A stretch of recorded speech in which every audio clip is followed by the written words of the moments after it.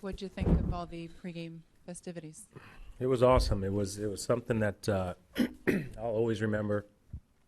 The Yankees know how to throw big ceremonies, and to be a part of it, having all those people come out there and honor you and show up and show their support, and the fans, the way they've treated me, this was a day that I'll remember forever. Was there anything that really surprised you about it? Yeah, everything, because I didn't go into it with any expectations. I was surprised by a few of the people that showed up. I was surprised at everything that they've done for me, and I appreciate it. But like I said, I didn't go into it with any expectations. Bill? Yeah, Derek, was it at all a little strange, however, that you're being honored up there, and a lot of it in the past tense, eras coming to an end and things like that, which I know right now you don't want to think about eras coming to an end, and I was just wondering if it seemed a little strange, being that you guys are very much mathematically alive. It was very strange.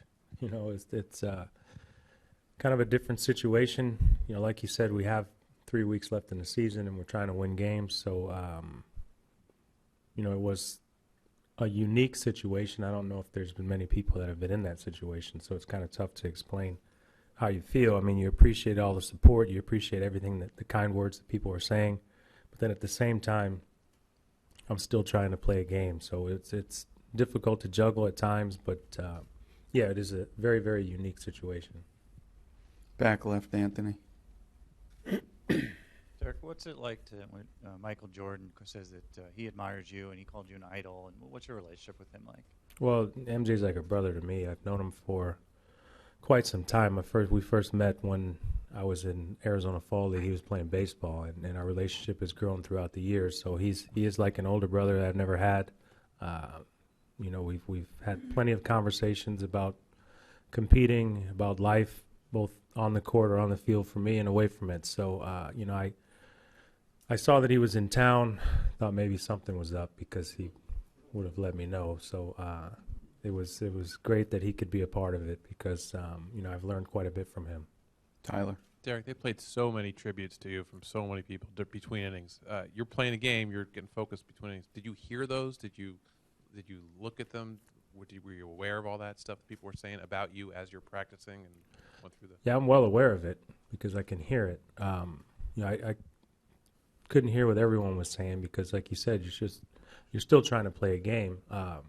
So I'll get a tape of it and get an opportunity to hear what everyone had to say. But I remembered that last year when Mo was, I think it's the day they honored Mo, it was something similar. But I'm playing, so it's kind of an odd situation for me to be out there and listening to these things when we still have a game to play and we still have a few weeks to play. Bruce? Derek, what was it like to hear the fans, and what did that mean to you? Fans were great. The fans have been great my entire career.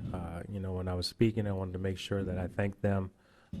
I don't think you can thank them enough because they're the reason why I've had so much fun doing what I do, and the support that I've gotten the entire year, whether it was here at Yankee Stadium or on the road, it's been overwhelming, and it's been like a surreal situation for me because the fans have been awesome, whether it's walking the streets, going out to eat, or here at the stadium. Someone's phone's ringing.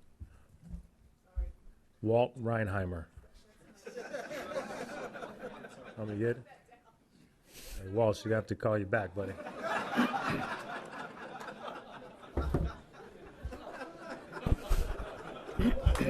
All right. Sorry. All right. Andrew? I don't know if I can top that. Derek, when you ran out before the first inning and none of your teammates did, what were you thinking? I didn't know there was no one behind. I did the same thing every game, so I was unaware of the fact that no one was behind me.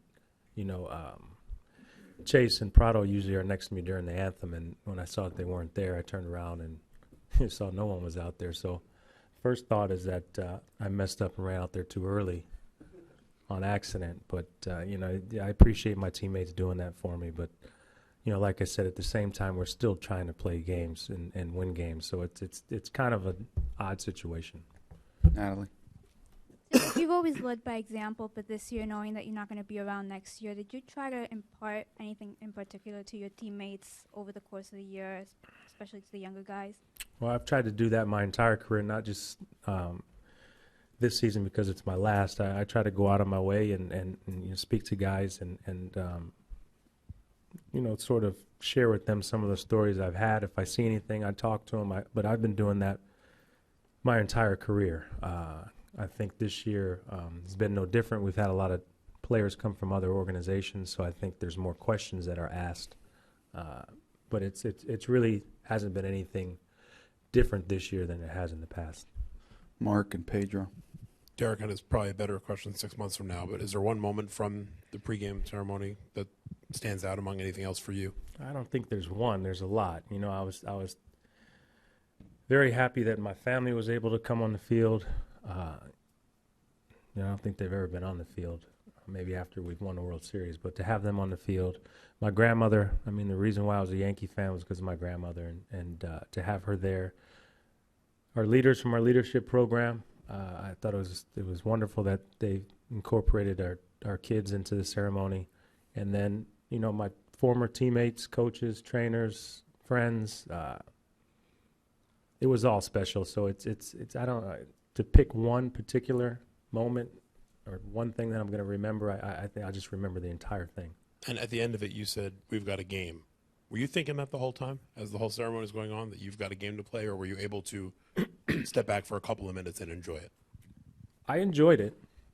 I enjoyed every minute of it. But, when I was done speaking and people were standing around, I thought it was time to say we had another game, So, but I definitely enjoyed it. But I was aware the whole time that we had to play a game.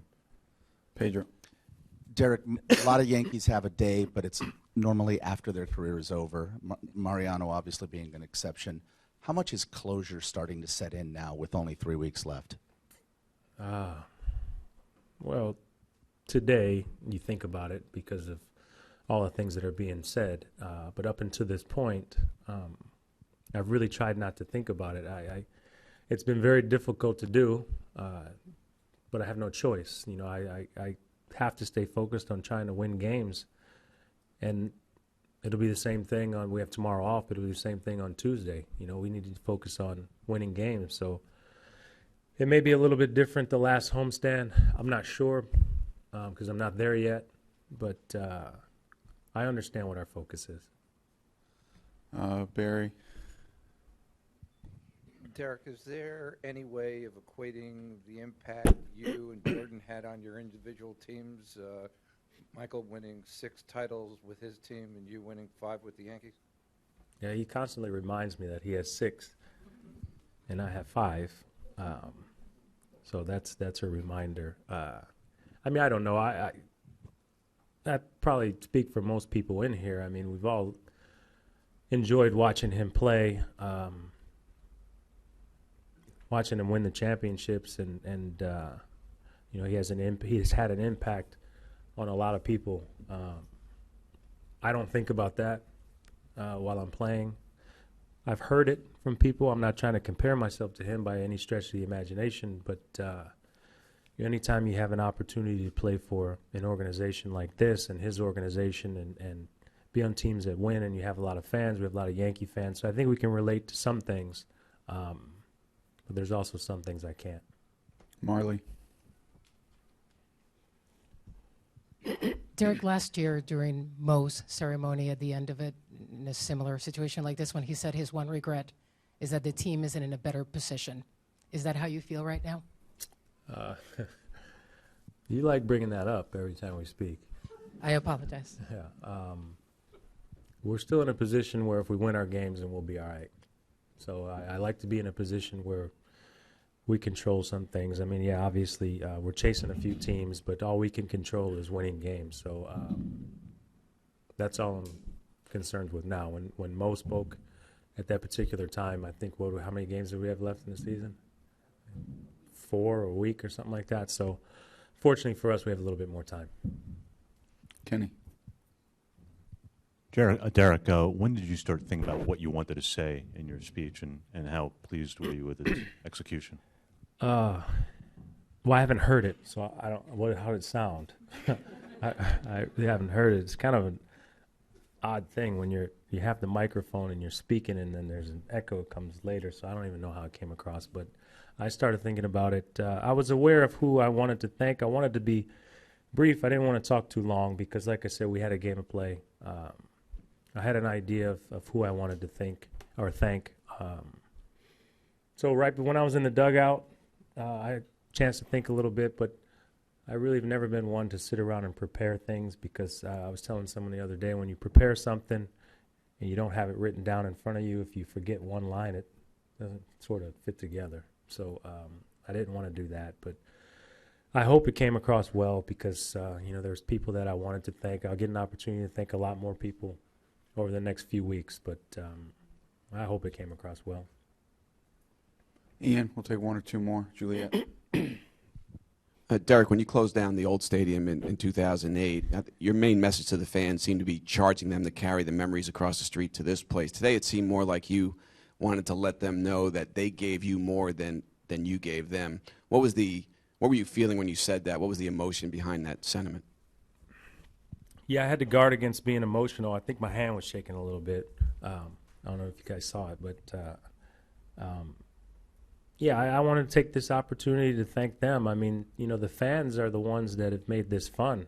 It's been an extremely fun 20 seasons, and when you're out there playing, you're out there trying to do your best. You're playing as hard as you can, and you're doing it for the fans because the fans, Yankee fans in particular, they pay attention, and it means something to them. And they push you. They've pushed me. They're hard. They're tough. But I think they've helped shape who I am. So I wanted to have the opportunity to thank them, and I don't know if I can truly thank them enough. Juliet, all the way in the back, right? What role do you think you'll have with the team next year, or what role would you like to have with the team? I'm not even thinking about next year. No, I will have no role next year. I'll be home.